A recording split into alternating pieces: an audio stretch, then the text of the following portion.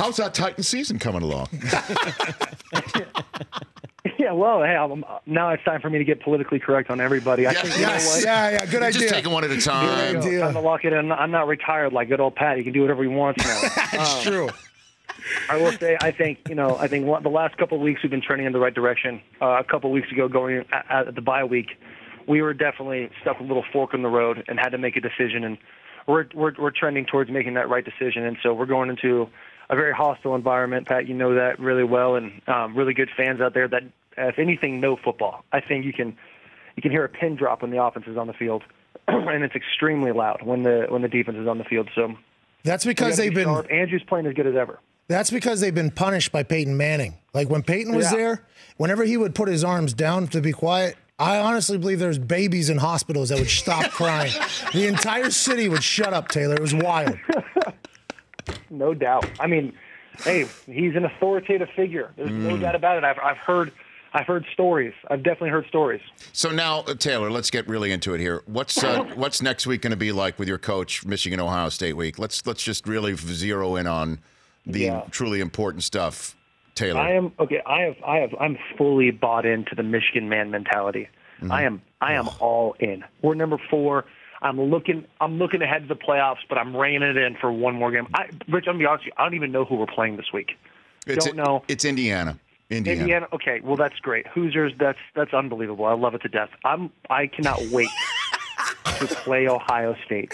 I'm gonna pay his secretary. His name's Stretch. He hates being called a secretary. I'm gonna pay him to just have the Michigan fight song playing throughout the hallways the entire week. This Michigan cult is wild. The Big Ten creates a lot of cults. It's insane. I've never seen anything like it. Come on, man. You Michigan people are all in on Michigan. Well, strong words, Pat. Strong words for a best friend to say to another best friend.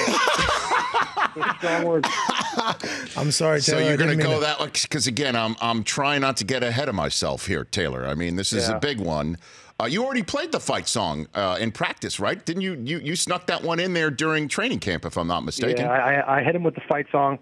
And, I mean, Vrabel's already got it. He's got a very, very short – he's very short. If he can go off like that. Oh. And when that fight song started going, he started screaming and yelling.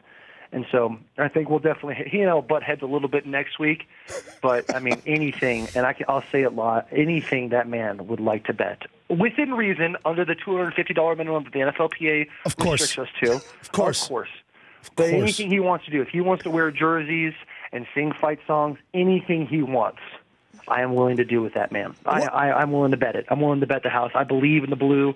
A couple of years ago, I wouldn't have been so on the boat. Makes sense, by the way. This year, fair weather as it gets right now, man, I am on the train. As you should be. Shea seems to be a really dominant human over there. Harbaugh seems to be getting a hold of it. Let's talk about Vrabel for a second. Talk to me. He'll pay you $250, the most you can gamble in an NFL locker room at any given time that has ever happened in the history of NFL locker rooms. Right. You guys can gamble that. What is he like as a coach? Because it seems as if he's got the boxing gloves on in practice. After the games, you guys are punching each other. Seems like he's just like an OG player who he has the final say in things, but the locker room respects the hell out of him. Am I right there?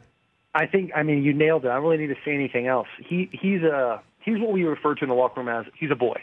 Like, he gets it. Yep. He's for the boys. He's got that attitude where it can be if you're a little sensitive, you can take it the wrong way.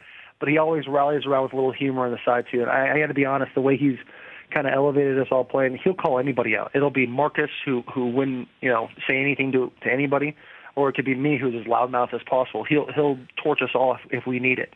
And so he keeps us humble, and we're definitely happy to have him as a coach. The Rich Eisen Show, weekdays at noon Eastern on Audience.